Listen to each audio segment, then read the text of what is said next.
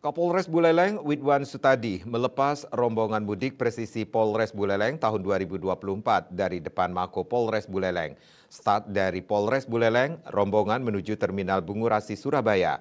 Keberangkatan pemudik menggunakan 2 armada bus yang mengangkut sebanyak 60 penumpang. Kapolres Buleleng AKBP Ide Bagus Widwan Sutadi SIKMH mengatakan kegiatan mudik presisi Polres Buleleng tahun 2024 merupakan tradisi yang diselenggarakan tiap tahun. Mudik presisi ini untuk mempererat hubungan dan memberi pelayanan kepada masyarakat. Dan diharapkan pelaksanaan mudik presisi Polres Buleleng tahun 2024 berjalan lancar dan selamat sampai tujuan. Dari berkoordinasi dengan pihak-pihak Polda Jaya juga berkenan juga membantu pelaksanaan masyarakat, melayani masyarakat untuk mudik presisi Polres Buleleng di 2024 ini.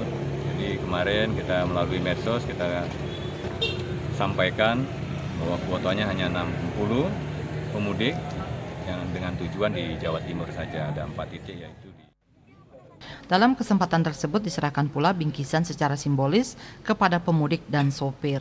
Yasri Yuli, Bali TV.